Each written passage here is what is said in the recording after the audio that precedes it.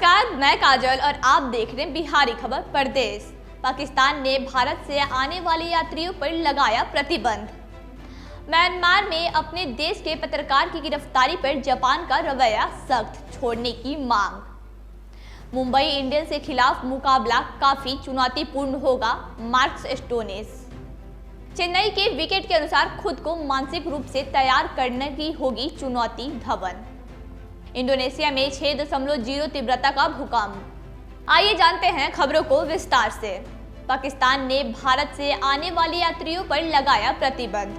पाकिस्तान ने भारत से आने वाले यात्रियों पर 2 हफ्ते के लिए रोक लगा दी गई है।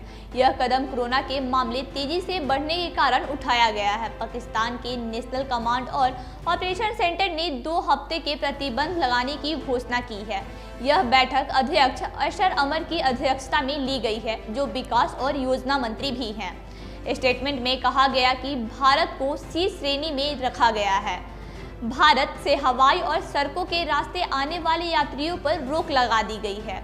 इसके अलावा C श्रेणी के में दक्षिण अफ्रीका, बोत्सवाना, घना, Kenya, Comoros, Mozambique, Zambia, Tanzania आदि देश शामिल है। इसके साथ साथ जिस देशों को A श्रेणी में रखा गया है, इनमें से भूटान, चीन, फिजी, जापान, ऑस्ट्रेलिया आदि देश शामिल है।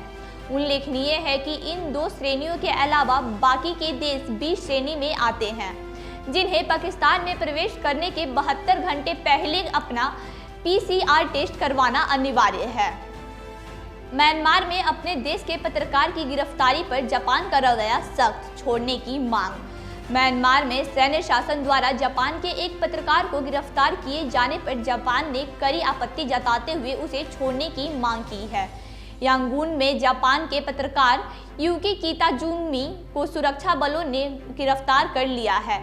गिरफ्तारी उसके घर से हुई। इस घटना पर जापान सरकार सख्त हो गई है। सरकार ने म्यांमार के सैन्य शासन से पत्रकार को तुरंत छोड़ने की मांग की है। साथ ही जापानी नागरिक की सुरक्षा सुनिश्चित करने के लिए भी कहा है।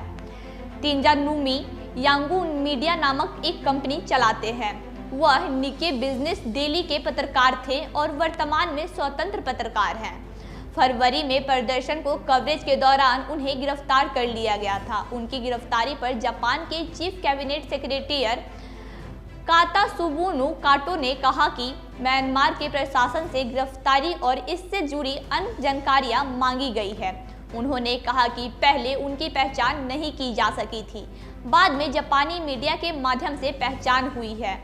काटो ने कहा कि हमने म्यांमार से कहा है कि वह उसके सभी नागरिकों की सुरक्षा का ध्यान रखे। मुंबई इंडियंस के खिलाफ मुकाबला काफी चुनौतीपूर्ण होगा, मार्कस स्टोनिस।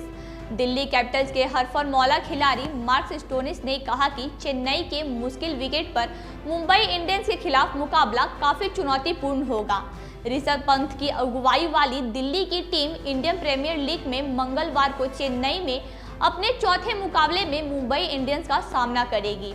स्टोनिस ने कहा, मुंबई की टीम काफी संतुलित और बेहतरीन है। हमने उनके खिलाफ हाल ही में कई बार खेले हैं और हाँ, चेन्नई की धीमी पिच पर एक चुनौतीपूर्ण मैच होने जा रहा है। उन्होंने वास्तव में एक संतुलित टीम मिली है और हमें भी चुनौती के लिए तैयार है। मुंबई इंडियंस ने IPL 2021 में अब तक 3 मैच खेले हैं, जिनमें से उसने 2 में जीत हासिल की है। दिल्ली और मुंबई फिलहाल अंक तालिका में क्रमशः तीसरे और चौथे स्थान पर है। दिल्ली कैपिटल्स ने अपने पिछले मैच में पंजाब किंग्स को हराया था, जबकि मुंबई इंडियंस ने अपने पिछले मैच में सनराइजर्स हैदराबाद को हराया था। चेन्नई में विकेट के अनुसार खुद को मानसिक रूप से तैयार करने की चुनौती होगी, धवन। दिल्ली कैपिटल्स के सलामी बल्लेबाज शिखर धवन ने कहा कि चेन्नई में विकेट के अनुसार खुद को मानसिक रूप से तैयार करने की चुनौती होगी। दिल्ली कैपिटल्स ने नवखेड़े स्टेडियम में अपने सभी 3 मैच खेले हैं और टीम अब अपने अगले 2 मैच चेन्नई के MA चिदंबरम स्टेडियम में खेलेगी। ऋषभ पंत की अगुवाई वाली दिल्ली की टीम इंडियन प्रीमियर लीग में मंगलवार को मुंबई इंडियंस का सामना करेगी। दिल्ली कैपिटल्स के आधिकारिक ट्विटर हैंडल पर पोस्ट किए गए वीडियो में धवन ने कहा, मुंबई इंडियंस ने चेन्नई में 2-3 मैच खेले हैं, वो परिस्थितियों को जानता है।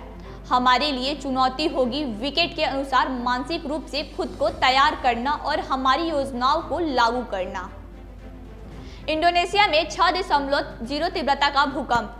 पश्चिम इंडोनेशिया के नियास क्षेत्र में मंगलवार को भूकंप के तेज झटके महसूस किए गए। यूरोपियन मेडिटेरियन सिस्मोलॉजी सेंटर की ओर से यह जानकारी दी गई है। भूकंप 10 किलोमीटर गहराई पर था। आगे की खबरों के लिए जुड़े रहे हमारे फेसबुक पेज और यूट्यूब चैनल से। धन्यवाद।